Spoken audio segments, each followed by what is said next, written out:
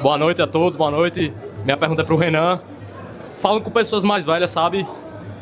Falando com pessoas mais velhas, eles falam muito sobre a viabilidade das suas propostas, né? E eles dizem que essa agenda reformista é muito difícil de ser aplicada. Eu gostaria que você desse uma resposta para esses meus familiares, praticamente, que falam isso para mim, quando eu defendo a missão. E também, que ponto, dentro do jogo político, a governabilidade passa de jogo político para politicagem, né? Até que ponto as concessões viram traições. Então, essas são minhas perguntas. Parte 1 da tua pergunta respondendo. Alguém diria que o louco do Milei conseguiria passar as reformas na profundidade que ele passou? Alguém diria que o Bukele, que nem ganhou com esse discurso, quando o Bukele ganhou a eleição, sequer tinha o discurso do Bitcoin, quanto mais o discurso de enfrentamento ao crime. Alguém diria que ele ia reformar El Salvador como ele reformou? Não estava na agenda de ninguém. Nós não somos obrigados a nos conformar à ausência de força por conta da ausência de imaginação. Toda ideia precede a ação. A ideia precede a ação. Antes do movimento existe a vontade. E a vontade, ela é guiada pela imaginação. A vontade é a força mais poderosa de todas. Nós somos feitos de vontade.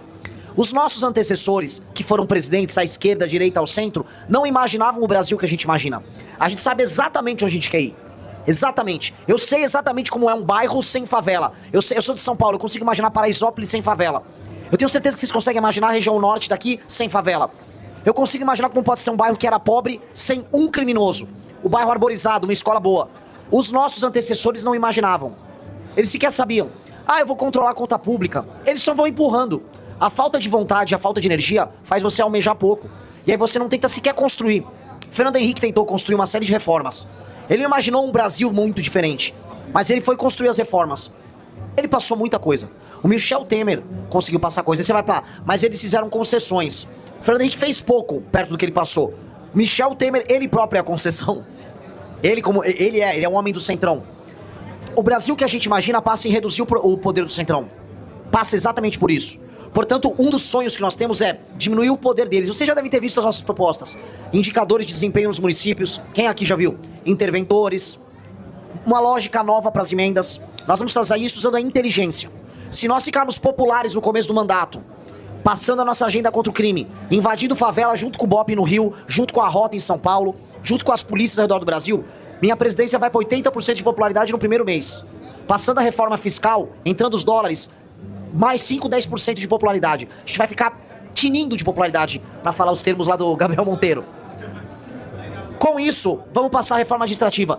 Que a gente gaste todo o capital que nós construímos destruindo o crime organizado, fundindo o município, diminuindo o número de municípios no Brasil, estabelecendo regras claras, novas normas para emenda, para fundo, mudando a lógica do centrão. E aí a gente não vai precisar ceder muito. Vamos ganhar muita força no começo e gastar o capital destruindo o centrão como lógica. E aí, cara, a concessão acaba. E aí é só a gente fazer história. Boa noite, Renan. Boa noite, Arthur. Boa noite, Faustino, futuros candidatos. A minha pergunta é simples, é sobre se o MBL ou o Partido Missão tem alguma pretensão de formular, se eu não sei se seria possível, mas algum projeto de lei, PEC, para proibir a população carcerária de votar. Não sei se vocês já pensaram sobre isso, é a minha questão. Muito obrigado, pessoal. Acho que a gente tinha que entrar com esse projeto, sim. Acho que não tem nenhuma razão, a gente não... Acho absurdo preso votar. Não tem nenhum sentido. Ele tá sem a liberdade dele, mas tem o direito ao voto. Ele tá punido, mas ele opina. Não, é simplesmente absurdo, eu concordo contigo. A gente tá vindo, né? Uma das primeiras coisas que a gente vai desenhar é uma super reforma eleitoral. Até porque boa parte da lógica que a gente tá colocando de uso do fundo eleitoral e partidário no contexto dos prefeitos e não mais dos deputados, viria nesse pacote. E, inclusive, a gente vai ter uma proposta, eu não posso revelar agora, polêmica para as eleições que todo mundo vai gostar, mas não posso revelar ainda. Eu te conto depois, sem o microfone. Só falar uma outra coisa também. Só uma coisa, tá? Até pra galera que tá na live, pra quem tá aqui. Existe uma tentação que você não pode cair de achar que o problema eleitoral do Brasil é o sistema eleitoral que a gente está, tá? Claro que tem problemas, claro que há de ser reformado, mas muita gente fala assim, se tivesse o voto distrital, as coisas melhorariam. E não é verdade, tá? Isso não é verdade. A qualidade do voto no Brasil, ela é muito ruim, porque as pessoas vendem voto ou votam de acordo com os estímulos mais banais. Esse dia, acho que aqui, né, o Faustino que falou de um vereador, um prefeito, que ele é idolatrado porque ele pintou uma praça. Que cenário foi isso? Foi em Currais Novos. Os vereadores lá fizeram um vídeo agradecendo o prefeito, porque ele literalmente pintou a calçada e colocou uma cadeira lá. Ah, e criou uma sala pro Big Brother. Cara, esse dia foi no Rio de Janeiro que eles deram ponto facultativo pra assistir final de jogo. Então, a qualidade do voto no Brasil é muito ruim, tá? E não é o sistema eleitoral que faz com que essa qualidade se expresse. Ela se expressaria em qualquer outro sistema, né? Enfim. Próximo. Boa noite, Renan. Boa noite, pessoal. Meu nome é Daniela. Só uma pergunta simples. Colocando você no cenário, presidente, tudo bonitinho lá, que vai ser, se Deus quiser. Economicamente falando, a gente sabe que o Brasil não tá lá essas coisas. E em 4 anos também não tem como sair de um Brasil de uma extrema pobreza e todo mundo rico. Eu sei que isso não existe. Mas quais são os seus planos para que o Brasil consiga sair, pelo menos, dessa margem que o governo atual está deixando? Primeira coisa, fora a parte da guerra ao crime que nós temos que fazer, é botar pra votar a PEC que foi protocada pelo Kim, pelo deputado Júlio Lopes e pelo deputado Pedro Paulo, que faz o gigantesco ajuste fiscal de coisa de 6 trilhões em 10 anos. Ela desindexa o BPC e a aposentadoria do aumento do salário mínimo. Ou seja, não é que não acha que não possamos aumentar aqui e ali a aposentadoria. A aposentadoria já é corrigida. Agora, você não pode aumentar de acordo com o ganho de produtividade de quem está trabalhando. Quem não está trabalhando pode ter reajuste, mas não aumentar igual quem está trabalhando. Senão você penaliza quem está através do custo que vira imposto. Então, isso é uma das primeiras coisas. Ainda mais o BPC. O BPC, hoje, em grande medida, é fraude no Brasil. Grande parte do BPC, posso falar 30% do BPC é fraude. E o nosso futuro vai ser destruído pelo BPC. A conta que mais sobe no orçamento do Brasil é o BPC. Essa PEC vai mexer no BPC.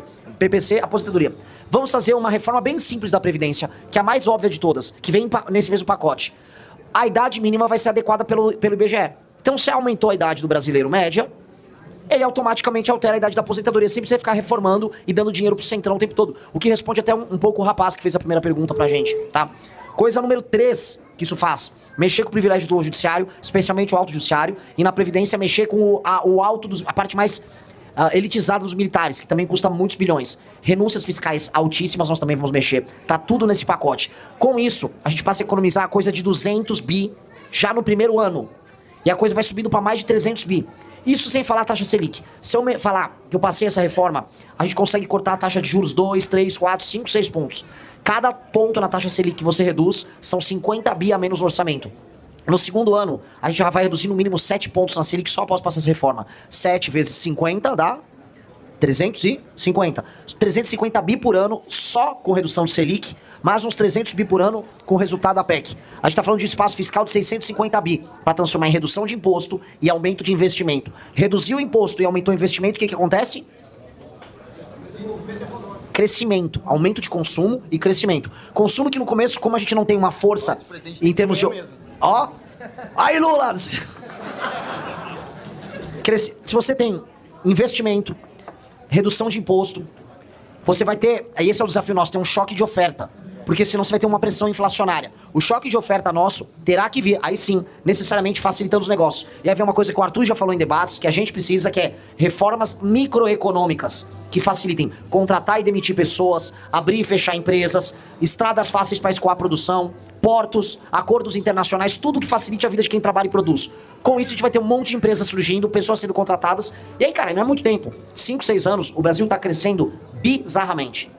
Mas por que nunca fizeram? Porque são retardados. E eu nem entrei nas políticas que a gente vai fazer específicas para crescer o Nordeste, por exemplo. Ou as políticas para aumentar a industrialização na região Centro-Oeste, que tem muito agro. Nem entrei nisso, porque nem precisa. Reforma microeconômica, ajuste fiscal, já dá uma largada gigantesca. Respondi? Renan, eu queria saber se vocês têm algum projeto para as Forças Armadas do Brasil. A gente sabe que o clima geopolítico está cada vez mais estreito e as coisas vêm complicando. Eu queria saber se o projeto Missão, eles têm alguma proposta para aumentar a eficiência das nossas Forças Armadas. Tendo em vista que a gente tem ótimos combatentes, a gente tem um material humano muito bom nas Forças Armadas, como os Forças Especiais, os comandos, enfim, são mundialmente conhecidos, mas não são utilizados, não são empregados. Então vocês têm alguma proposta para melhorar a eficiência das Forças Armadas no Brasil? A gente fala isso muito no livro amarelo 4, Um Brasil Poderoso.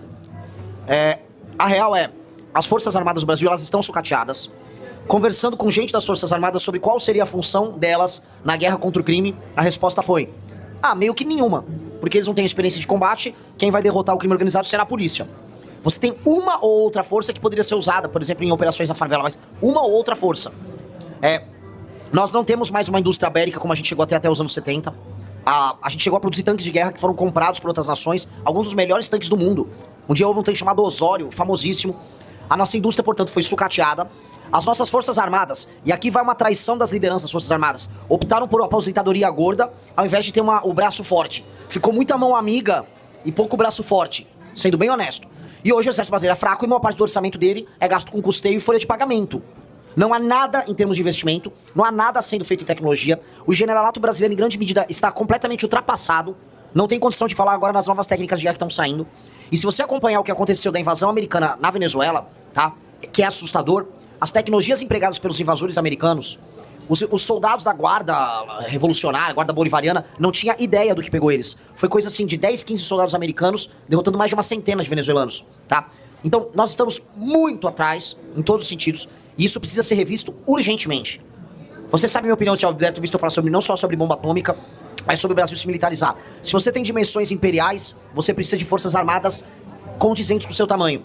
O Brasil é a única nação que tem dimensões imperiais e forças militares frágeis. A primeira coisa que começa é, os gastos têm que sair do campo da aposentadoria e do custeio. Basta ver que o Brasil tem mais general que os Estados Unidos, tá? Porque é uma questão de carreira, o cara vira general pra ter um salário gordo. E não com equipamento, formação de uma indústria bélica. A gente tem que pegar aquela região de São José dos Campos, que tem o ITA, que tinha a antiga indústria bélica, e reformar tudo aquilo, trazer empresas de fora, fazer parceria com a Palantir do Peter Thiel, trazer tecnologia de drone, trazer tecnologia de guerra, de informática. Pegar aqui, que nós tínhamos um polo, eu fui visitar hoje com o Faustino, polo de lançamento de foguete, aqui, pegar a Alcântara no Maranhão, pegar a Amazônia, rechear de base, ter força militar concreta no long run, investimento em tecnologia pesado, entendendo que nós temos que ter não a força para conquistar o mundo, mas poder de dissuasão para qualquer vagabundo imperial que queira invadir um território nosso, ou no mínimo dividir a gente, saber que vai ser muito difícil. O poder é de dissuasão, é a lógica do porco-espinho. Se todo mundo pensar, putz, eu não vou, se você é um leão, eu não vou bater nesse porco-espinho não, cara, eu vou me machucar. É isso que eles têm que pensar da gente. E uma missão histórica das Forças Armadas tem que se cumprir conosco. Nós temos que liderar a destruição do crime organizado na América Latina. Tem que ser as Forças Armadas do Brasil, com apoio das outras, nós vamos atuar na Bolívia, vamos atuar na Colômbia, vamos atuar no Equador, e a gente destrói esse crime organizado. Esse é o nosso destino manifesto. E não deixar os Estados Unidos fazer isso, que é uma vergonha pra gente. Uma vergonha. Então, do ponto de vista técnico, tá lá no livro amarelo. Agora, do tipo de imaginação e da vontade, acho que eu fui claro. Olá, boa noite a todos aí, Renan, Arthur, todos que estão aí na banca. Eu tenho uma dúvida específica sobre industrialização do Nordeste.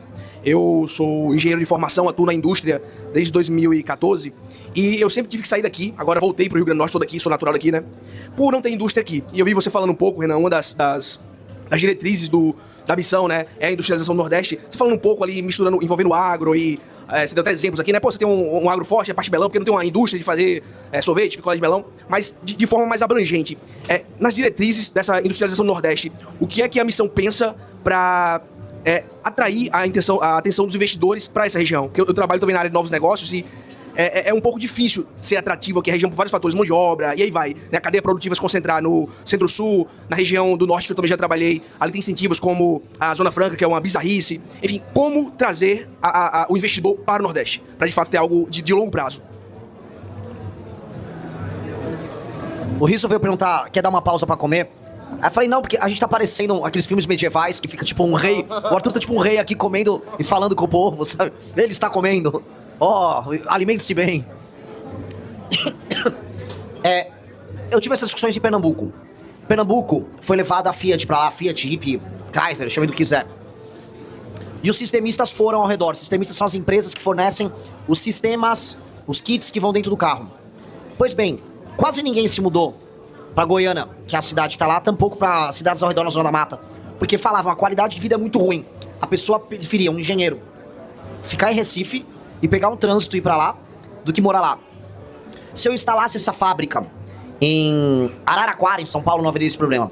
Se eu instalasse essa fábrica no sul de Minas, não teria esse problema. Se eu instalasse essa fábrica em Maringá, não teria esse problema. Existe um problema que é muito claro na concentração de renda e nas assimetrias das cidades do Nordeste. E aí entra um problema de gestão política e microeconomia, que não tem a ver com, vou fazer uma fábrica aqui. As cidades são tão mal administradas e tão ruins, a inexistência do comércio é tão óbvia, que você não consegue atrair o capital humano que vai atuar numa atividade industrial. O grande problema é que o capital humano não quer ir para o Nordeste. A não ser que você coloque ele em alguns lugares, ele não vai. Botei aqui na capital. Mas será que a capital tem que ser industrial? Será que Natal tem que ser uma cidade eminentemente industrial? Então, voltando pro desafio, existe uma questão que é microeconômica, tem que ser fácil fazer negócio, e isso é nacional. Para todos os lugares, essas vezes tem que ser mais fácil. E aí, do ponto de vista do investimento, eu cito muito essa Matopiba, vamos pegar e vamos fazer biodiesel. Tá na mão. Dá pra fazer biodiesel fácil e exportar. Eu falo muito do Vale do São Francisco das Frutas, porque tá bombando. Isso tá claro. Tem aqui. Peixe para exportação, indústria pesqueira. Aqui pega também o Rio Grande do Norte. O quanto que você vai vender o peixe a granel e o quanto você vai vender igual a gente compra bacalhau congelado, caro pra caramba. Já vai embalado. Que não é... Tem até o que é. Tem o que é Gatos Morro, tem um chinês, eu sei. O quanto que a gente consegue, só com os incentivos microeconômicos, agregar valor na cadeia produtiva. Só de fazer as reformas microeconômicas dá pra ganhar muito. O problema, e o caso pernambucano mostra isso, é... Se você não faz a nossa reforma administrativa mudando as cidades, não vai fazer sentido eu botar, por exemplo, uma indústria automotiva, vamos supor. Ou eu vou falar bem exagerado, tirar a Embraer de São José dos Campos e botar ela em Mossoró, porque as pessoas não vão pra esses lugares. E mas se eu botar no interior, não vão. O capital humano não vai querer ficar lá. Não vai ter serviços, a cidade é ruim, a mão de obra que vai estar lá não vai ser formada na velocidade necessária. Então, este problema, que é um problema histórico, atávico, ele não foi resolvido até hoje. E a não ser que faça um enxerto como é a Zona Franca de Manaus, que criou uma aberração ali, que tão logo você diz, tire ela, todas as indústrias vão embora, não vai funcionar. Então, na nossa visão, é um misto de investir nas vantagens comparativas e adequar as complexidades e fazer as reformas microeconômicas. Eu acho que isso já dá um salto gigantesco, mesmo. Até porque, você pega, eu vi isso em Pernambuco, certas regiões conseguiram desenvolver melhor as cidades e conseguiram dar qualidade de vida mínima. A zona da Agreste eu visitei com o Morique, lá, região de Caruaru, você começa a ter um aumento da complexidade. As pessoas não são idiotas, e você tem capital humano aqui. O que nós temos que fazer no final é, conseguindo melhorar essas condições como eu listei, pensar numa zona econômica especial, que pra mim é uma zona econômica especial que tem que ter no Nordeste, focada em acordos que a gente faça especialmente com os Estados Unidos, pra ele tirar empresas da China e do Sudeste Asiático e nos entregar um espaço no mercado consumidor gigantesco dele aqui. Essa zona econômica especial não é pra consumo no Brasil, pra não destruir a produção do resto do Brasil, mas é, basicamente, com leis trabalhistas ultra competitivas, é assim, ó, o que a China faz nós vamos fazer. Sem tributação, tudo pra exportação, pra gerar classe média. E aí ainda tem um outro efeito nisso, que é o efeito político, que você, ao fazer isso, você vai gerar 3 a 4 milhões de pessoas de classe média no Nordeste. Isso significa tirar 2 a 3 milhões de eleitores do Lula e jogar pra gente. E aí nunca mais a região elege o Lula em termos nacionais. Você muda a dinâmica, as pessoas se tornam cidadãos não mais súditos. E a vida melhora e você atrai o capital humano de qualidade que precisa. Então, são muitas coisas, não sei se eu te respondi de maneira rápida, mas pra mim isso é, sem mentiras, sem exageros, é o que precisa ser feito. Eu deixei tudo anotadinho aqui, então vai ser rápido. Eu sou Diego Coelho, doutor em bioinformática pela UFN, professor colaborador lá também. Sou tech lead trabalhando para a indústria farmacêutica lá da Polônia. A pergunta mais ou menos é, ciência e tecnologia nos governos anteriores continua sendo o último lugar na lista de prioridade.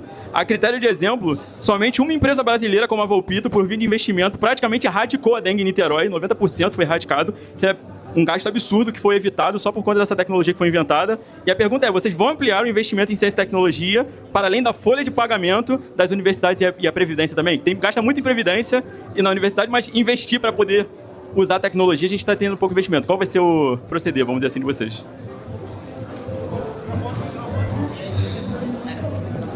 Você já sabe a resposta. Você já veio com a resposta. Você é um homem esperto. Eu não preciso nem agregar, você já sabe disso. É literalmente aumentar o espaço de investimento e o gasto que a gente tem no ensino superior, que é baseado em custeio, folha de pagamento. E mas o Brasil tem muita pesquisa. O Brasil não tem pesquisa referendada lá fora. As nossas pesquisas têm que ser nas hard science, tá? Tem que ser em exatas e biológicas acima de tudo, 10% em humanas, que nem precisa, é papel estudar humanas, né? Na maior parte do tempo. Você tá certíssimo.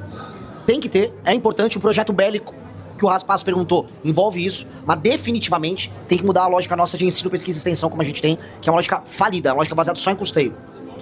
Óbvio, mas é necessário, isso é obrigatório. Pergunta simples e direta. Qual é o plano da missão para a educação e o currículo escolar?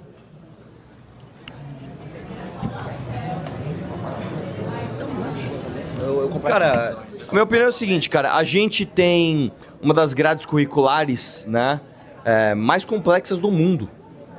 E a verdade é que a gente não aprende nada certo, velho. Né? Você pega os países mais avançados em educação, geralmente eles ensinam a língua local, porque você desenvolver a linguagem é uma habilidade básica para você desenvolver outras coisas, e você aprende matemática muito bem, porque você desenvolve o seu raciocínio lógico para aprender outras coisas. Aqui a gente está discutindo colocar história da África, pronome neutro ainda, não, mas porque isso não é levado a sério. Mas assim, tem gente realmente falando, não, a gente tem que colocar a história de um país X africano no nosso... Não, isso é só ideologia, cara. Então, em termos de grade curricular, eu acho que a gente tinha que diminuir a grade curricular, por incrível que pareça. Agora, proposta para educação, cara, a gente tem que ter urgentemente critérios objetivos de avaliação de alunos, que não sejam os atuais, né? Porque hoje a avaliação dos alunos é da própria nota do professor. A gente tem que ter métodos independentes de avaliação e remuneração diferente para os professores através dessa avaliação. Então é o seguinte, você é professor, se teu aluno for melhor, você ganha mais dinheiro. Você é diretor, você é monitor de escola, se a sua escola tiver melhores índices, você vai receber mais dinheiro. Dá incentivo financeiro para que você verdadeiramente se preocupe com isso. Eu sei porque é o seguinte, a minha mãe foi professora da rede pública durante muitos anos. Tenho 2 tias que foram também. E, cara, elas falam, cara, ninguém tá preocupado com a qualidade do ensino. A pessoa tem gente que tira a licença do Estado para dar aula na prefeitura. Aí recebe dos dois, né? Então a gente tem que fazer um incentivo para os bons professores, punir os maus professores em termos de grade curricular, diminuir a nossa grade. O Arthur falou algo que soa simples e para muita gente nem soa tão animador, porque é basicamente o básico. E sim, no ensino básico você tem que fazer o básico. Nos Estados Unidos, Mississippi melhorou demais os índices deles, simplesmente focando no método fônico para alfabetizar bem e cuidando para que até os 12 anos todo mundo soubesse ler e escrever muito bem. Plum, saltaram nos rankings. A educação americana é uma das melhores do mundo. Todo mundo fica zoando, americano não sabe geografia. Mentira, galera. Os brancos com as melhores notas no mundo, escolares, quando comparados com brancos de outras regiões, são os americanos. Os hispânicos com as melhores notas são os hispânicos americanos. E os negros com as melhores notas no... Como é que chama aquele internacional, aquela prova? PISA. Do PISA. São os negros americanos. A educação americana é muito simples. Ela é muito simples. E outra coisa que ela faz é, ela identifica os talentos rápidos e separa o talento rápido. O talento tá aqui, plum, tira, puxa. É isso que nós precisamos fazer. Se numa escola boa, que tá fazendo básico, muita matemática, muito português, é isso. Matemática, português, interpretação, entendimento, linguagem, raciocínio lógico, cálculo. É isso, tá, o tempo todo. Pintou um moleque bom, quer botar ele, dá um voucher, bota esse moleque na melhor escola daqui pra ele passar a melhor prova. Ah, mas ele veio da periferia, damos o voucher, ele dá uma bolsa. R$1.000 pra família dele pagar o sustento dele pra esse moleque ir e voltar. Aí você vai separando os outliers, os melhores, e os melhores vão já ascendendo socialmente antes de tudo. Até pra isso a gente acaba com o sistema de cota. Pra mim, cota é uma bosta.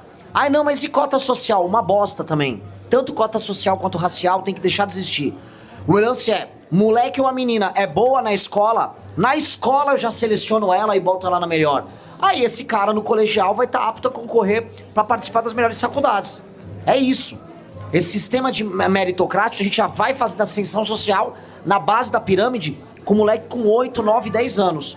E aí elimina essa bosta de cota que é uma injustiça gigantesca. E, nesse sentido, outra coisa que a gente vai precisar fazer é estabelecer planos com essas avaliações objetivas que o Arthur falou, para que as escolas que vão melhor recebam mais remuneração e as escolas que vão pior tenham seus diretores destituídos. Hoje a lógica geral é, escola tá indo pior, você põe mais dinheiro. Não tem nenhum sentido uma merda dessa, né? É como se o time fosse rebaixado no Brasileirão. Não, vou dar um orçamento gigante pra ele e manter o técnico. Isso é uma estupidez. Então, nessa dimensão, fazer o básico do básico bem feito é uma revolução. Eu não tô falando, vamos botar tecnologia. Mentira. Finlândia abandonou tablet e voltou com papel e caneta, porque papel e caneta trabalha melhor a criação de neurônio e o estabelecimento de conexão do que a digitação. É o básico bem feito, a autoridade do professor, e aí uma questão de cultura e disciplina. Toda escola tem que ter cultura e disciplina, e eu acho que a militarização geral das escolas é bem-vinda. Tem que ter muita disciplina. Apareceu, eu sou o Zé Droguinha, cala tua boca, ô filha da puta. Vai ser Zé Droguinha na PQP, não, eu quero ouvir Oruan, vai se fuder, chama tua mãe aqui, e se comportar errado, a tua mãe vai ser punida. Esse é o game.